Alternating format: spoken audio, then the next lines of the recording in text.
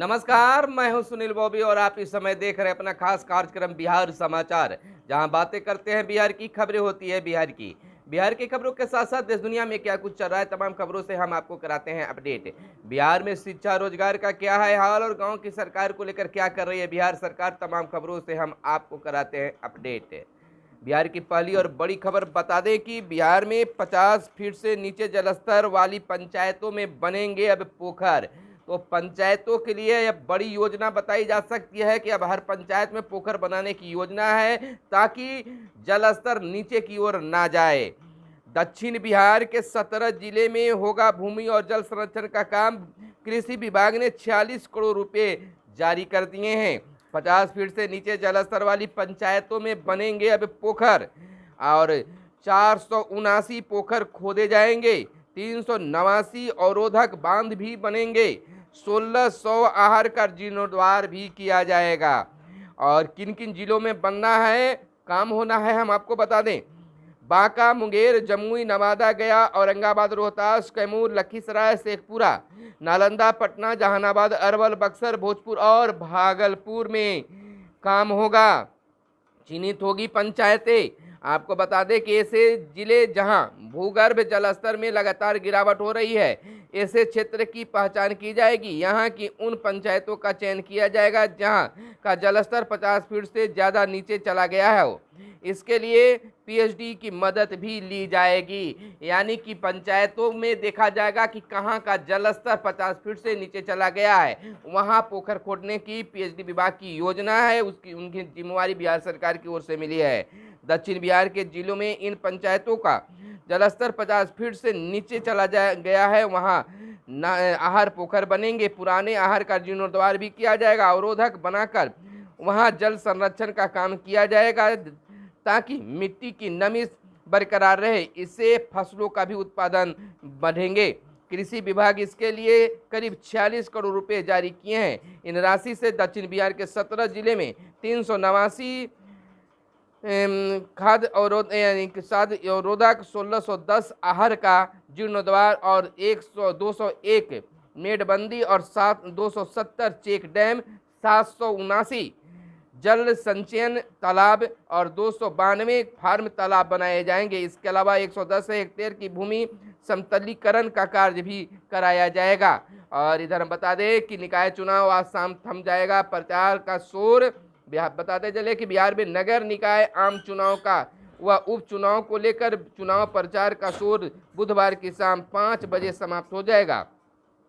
नगर निकाय आम चुनाव को लेकर 9 जून को मतदान निर्धारित है। राज्य निर्वाचन आयोग के निर्देशानुसार मतदान समाप्ति के 48 घंटे पूर्व चुनाव प्रचार समाप्त की जाएगा। मतदान की प्रक्रिया 9 जून को सुबह 7 बजे से शाम 5 बजे तक होगी। इधर बताते चले कि G20 विदेशी मेहमान 21 को पहुंचेंगे पटना। 200 डेलीगेट आएंगे, यादगार होगा स्वागत। और 22 और 23 जून को ज्ञान भवन में होगी बैठक। और अनुदान में 2008 के बाद बहाल शिक्षकों की भी वेतन अब मिलेंगे। आपको बताते चले कि मामला अनुदानित डिग्री कॉलेजों में अनुदान की राशि में वेतन भुगतान का है। मार्च में 230 करोड़ जारी किए गए थे। बताते चले कि राज्य के अनुदानित डिग्री कॉलेजों में वर्ष 2008 के बाद नियुक्त शिक्षकों और शिक्षकेतर कर्मचारियों की भी अनुदान की राशि में वेतन का भुगतान होगा। और इधर संविदा पर ब्लड बैंक के 113 लैब टेक्नीशियन हुए बहाल और कृषि समन्वय पर गए हड़ताल पर चले गए हैं। यानी कृषि समन्वयक जो है अपनी मांगों को लेकर हड़ताल पर चले गए हैं। रेलवे सुरक्षा को सीएम ने उठाए थे ऐतिहासिक कदम, लेसीसी ने कही है। और केंद्र का अपना खजाना भरने पर ध्यान है, राजीव रंजन बोले। प्रेस की स्वतंत्रता कम हो रही है, बेरोजगारी दूर करने के उपाय पर लगा है ग्रहण। और इधर बताते चले शेष बाढ़ आश्रय स्थलों का निर्माण जल्द करें और सूबे में यानी बिहार में सभी सरकारी डॉक्टरों को लगानी होगी बायोमेट्रिक हाजिरी। चर्चा लगातार चल रही है।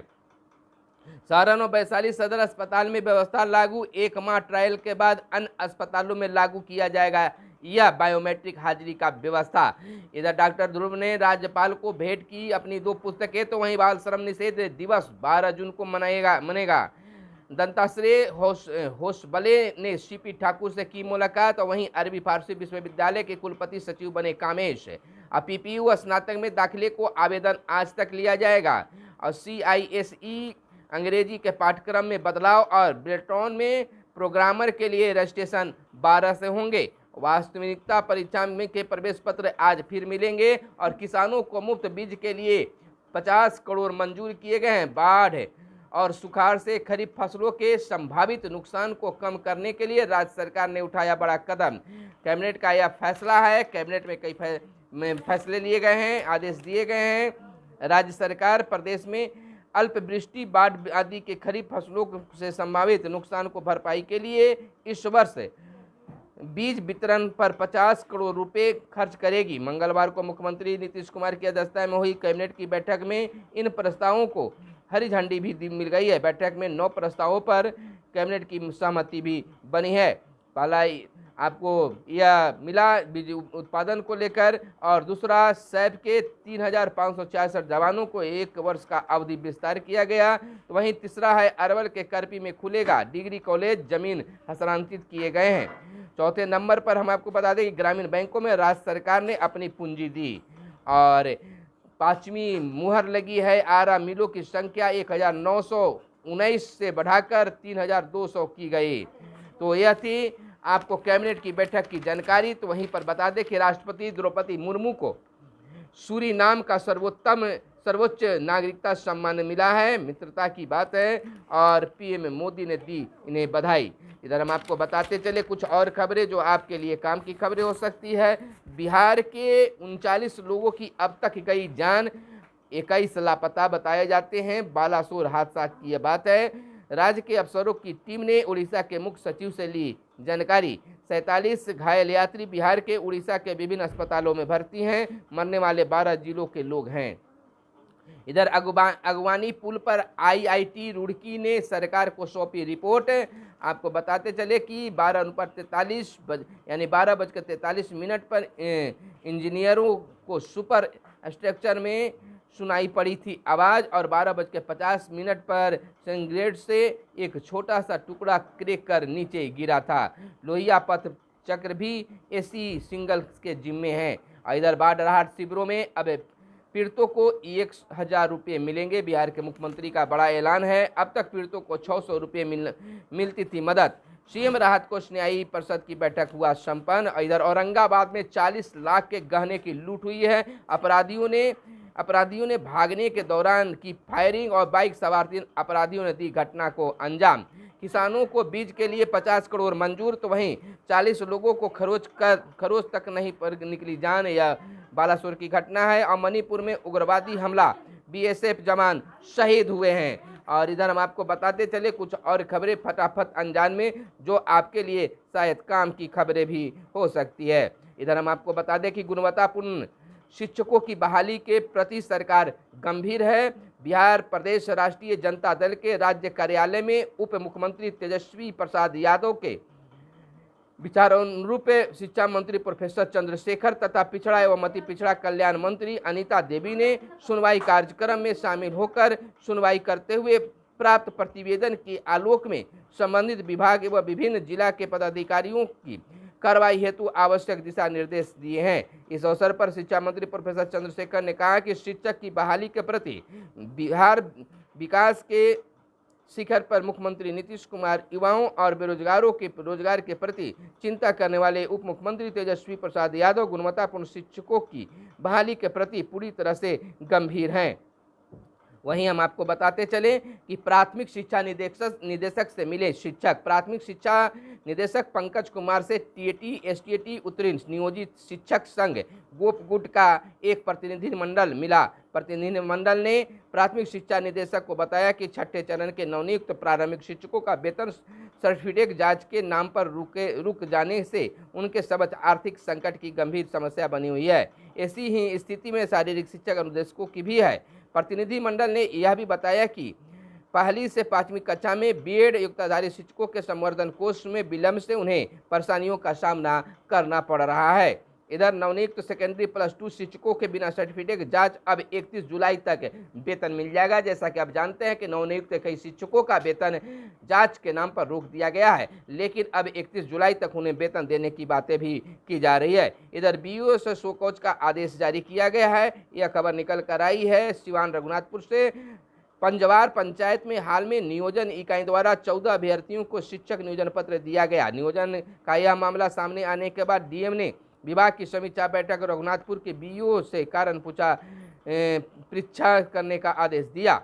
और इधर हम आपको बताते चले कि नए माध्यमिक शिक्षकों का वेतन भुगतान का आदेश जारी कर दिया गया है। वहीं अनुदान से 2008 के बाद बहाल शिक्षकों को भी वेतन देने का आदेश है। समर कैंप में क्विज और पेंटिंग कराने का भी निर्देश जारी किया गया है। वेतनमान में संशोधन के लिए कृषि समन्वयक हड़ताल पर चले गए हैं। योग्य शिक्षकों की बहाली को सरकार गंभीर है, यह कहना है बिहार के शिक्षा मंत्री प्रोफेसर चंद्रशेखर का। तो यह थी आज की तमाम छोटी बड़ी खबरें जो आपके लिए काम की खबरें थी। कुछ और खबरें आपको बताना जरूरी है। प्रशिक्षण शिक्षकों के लिए जरूरी है, प्राथमिक शिक्षक का कहना है। और 10वीं 12वीं में अंग्रेजी का पाठ्यक्रम बदला गया। और इधर वास्तानिया परीक्षा के प्रवेश पत्र आज से वितरित किए जा रहे हैं। नियमित शिक्षक करा सकते हैं। ऐच्छिक ट्रांसफर प्रक्रिया भी शुरू हो गई है। और सुबह 7 से 9 बजे तक चलेगा आंगनवाड़ी केंद्र। और केवी की ओर से चलाया जा रहा जागरूकता कार्यक्रम केंद्रीय विश्वविद्यालय की ओर से। और सिविल सेवा की परीक्षा में अभिनव सफल। और खेल खेल में गणित ज्ञान समझकर भाषा की प्रयोगिक कार्य जारी है। बेटा मारने दौड़ता है, बहू कहती है कटोरा लेकर भीख मांगो। यह विडंबना आई है खुलकर सामने। एडीएम को लेकर मांगा गया, एमडीएम को लेकर मांगा गया स्पष्टीकरण। मुजफ्फरपुर की घटना है। बेसिक से कंपार्टमेंटल देने का मौका दिया गया, तो वहीं मानसून के रास्ते में रोड़ा बना अरब सागर का चक्रपात। छात्र शिक्षक अनुपात व प्लेसमेंट डूबो रहा है नैया। और अगले साल तैयार हो जाएगा सीबीएसई क्षेत्रीय कार्यालय। इधर तलाक की कानूनी लड़ाई में बच्चे को मोहरा नहीं बना सकते हैं आप। तो वहीं आपको बताते चले कि 2000 पैक्स को मिलेगी जन औषधि केंद्र खोलने की अनुमति। तो यह भी एक बड़ी आदेश माना जा सकता है। तो कुछ देश दुनिया की खबरें हम आपको बता दें कि जंग में यूक्रेन का सबसे बड़ा बांध टूटा। और दिनेश गोप की रिमांड पूरी, कोर्ट ने भेजा जेल। खालिस्तान समर्थकों एनआई की छापेमारी और मॉस्को सॉफ्ट पर बड़ा जुर्माना लगा। वहीं हैदराबाद में देश का सबसे बड़ा पशु परीक्षण केंद्र बना। अमेरिका के बाद जर्मनी से भी रक्षा उद्योग में साझेदारी बढ़ाने पर बात की गई। तो चलिए आज का सवाल आपके लिए, बताइए कि उत्तर प्रदेश के मुख्यमंत्री योगी आदित्यनाथ का पूरा नाम क्या है? कमेंट कर जरूर बताइएगा। तो फिर मिलते हैं अगले वीडियो में। कैमरे के पीछे है मिस्टर साहिल। धन्यवाद। जय हिंद, जय भारत, वंदे मातरम।